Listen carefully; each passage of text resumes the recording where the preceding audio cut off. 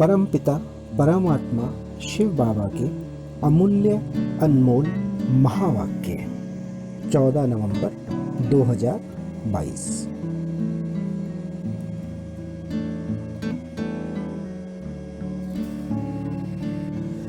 शिव बाबा ने हमें समझाया है, मीठे बच्चों, प्रेम में शक्ति है, अथॉरिटी में शक्ति नहीं है। क्योंकि प्रेम हमें बहुत कुछ सिखाता है, हमारे को धैर्यवान बना देता है। प्रेम स्वरूप आत्मा ही शांत और संतुष्ट रह सकती है, क्योंकि इस समय शांति की जरूरत है, जिसके लिए प्रेम बहुत जरूरी है। तो अपना स्वरूप प्रेम का रखो। बाबा कहते हैं, केवल पहनावा चेंज कर लेने से, ज्ञान सुन और सुना लेने से, योग में बैठने से 100 का परिवर्तन नहीं होगा। 100 परिवर्तन का आधार यह है कि हम यह चेक करें कि मैंने अपनी वृत्ति में क्या धारण किया है। क्या सर्व के प्रति मेरे मन में प्रेम भाव है, या मैं मेरे की स्वार्थ और मोह की भावनाएं हैं। किसी भी चीज को, बात को अगर हम ऊपर नीचे होकर एक्सेप्ट करते हैं तो असल में उसे एक्सेप्ट नहीं करते, क्योंकि जो खुश होकर किया जाए उसे ही एक्सेप्टेंस कहते हैं। क्योंकि अगर हम एक्सेप्ट भी करते हैं और हिलते भी हैं तो यह एक्सेप्टेंस नहीं, मजबूरी है। एक्सेप्टेंस जो होती है वो दिल से होती है। दिमाग वाला तो बस मानता है बात को, एक्सेप्ट नहीं करता। और शिव बाबा जो परिवर्तन करने आया है वो क्षण भंगुर का नहीं करने आया, वो तो हमेशा के लिए परिवर्तन के लिए आया है। और हमेशा का परिवर्तन दिल से होता है, ना कि दिमाग से। बाप दादा को सबसे प्रिय कौन सा बच्चा लगता है? बाप को दुनिया वाले क्या समझते हैं कि बाप भगवान क्या है? गॉड इज ट्रुथ, सत्य को ही भगवान कहते हैं। बाप दादा सुनाते भी सत्यनारायण की कथा है और स्थापना भी सतयुग की करते हैं। तो बाप को जो सत बाप, सत टीचर, सत गुरु का प्रैक्टिकल पार्ट बजाते हैं, तो सत बाप को क्या प्रिय लगता है? सच्चाई। जहां सच्चाई है अर्थात सत्यता है, वहां स्वच्छता व सफाई अवश्य ही होती है। गायन भी है कि सच्चे दिल पर साहेब राजी। मन में जो भी संकल्प उत्पन्न होते हैं उसमें सच्चाई और सफाई चाहिए। कोई भी भाव स्वभाव, अंदर कोई भी विकर्म का कीचड़ा नहीं हो। जो ऐसी सफाई वाला होगा वो सच्चा होगा, और जो सच्चा होगा वह सबका प्रिय होगा।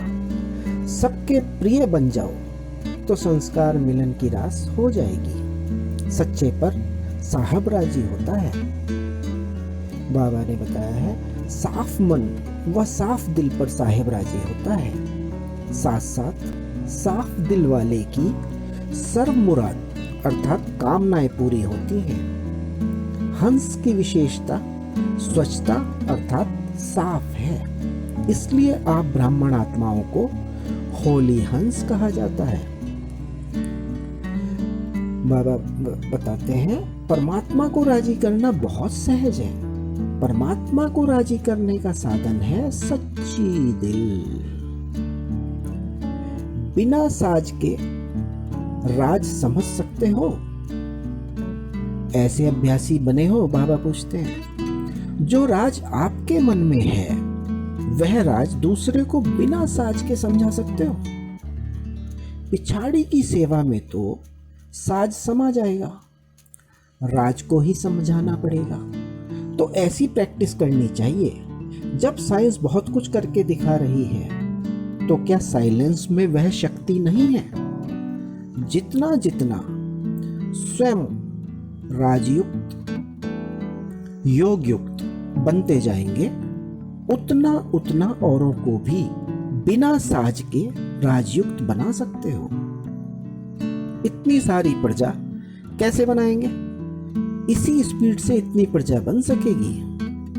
पिछली प्रजा के ऊपर भी इतनी मेहनत करेंगे। जैसे ठप्पे बने हुए होते हैं तो 1 सेकंड में लगाते जाते हैं, वैसे ही 1 सेकंड की पावरफुल स्टेज ऐसे रहेगी जो बिगर बोले, बिगर मेहनत करते दैवी घराने की आत्मा का छाप लगा देंगे। यह ही सर्वशक्तिमान का गायन है।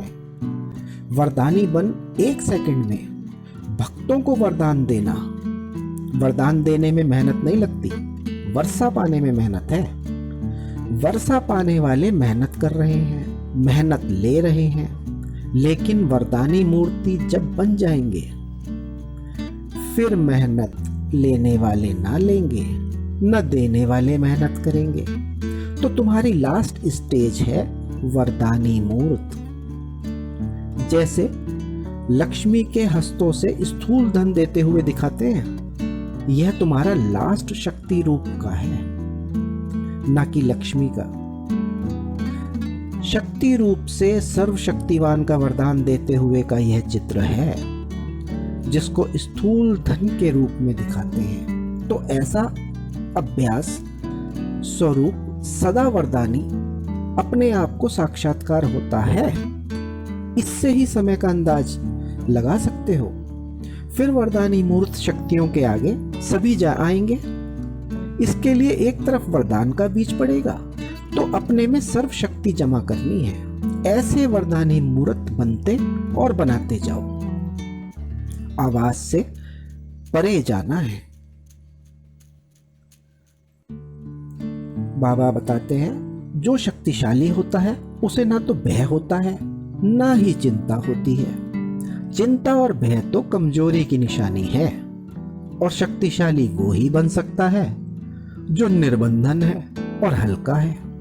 निर्बंधन अर्थात अपने सूक्ष्म बंधनों, जिनमें हम खुद ही खुद को बांध लेते हैं, जैसे कि हमारी इच्छाएं, कामनाएं, ज्यादा सोचने की आदत इत्यादि। उन बंधनों से मुक्त आत्मा ही शक्तिशाली बन सकती है। हमें अपने जीवन में आती हर परिस्थिति को पेपर समझना चाहिए। जब हलचल वाली सिचुएशन में भी हम मन से शांत और स्टेबल रहते हैं, तो ये हमारी स्टेबिलिटी ही हमारी हलचल को खत्म करती है। अगर बाहर की हलचल के समय हम अंदर से भी हलचल में आ जाएं, तो वो हलचल खत्म नहीं होती, क्योंकि यह पेपर्स जो हैं वो हमारा टेस्ट लेने के लिए आते हैं कि हम अभी कहां तक पहुंचे हैं, मन से कितने शक्तिशाली बने हैं। और अगर हम हलचल के पेपर के समय हम हिल गए, मन से विचलित हो गए, तो हम फेल हो गए।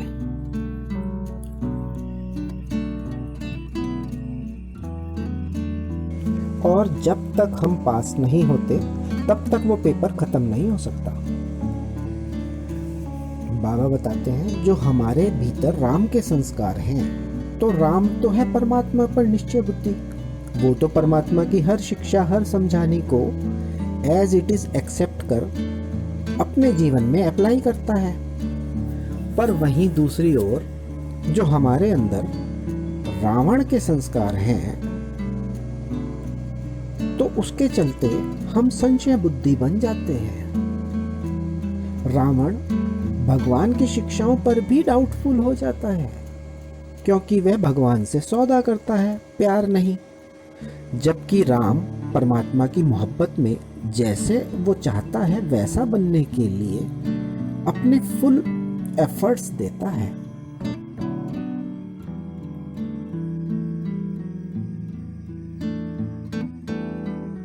अच्छा, ओम शांति।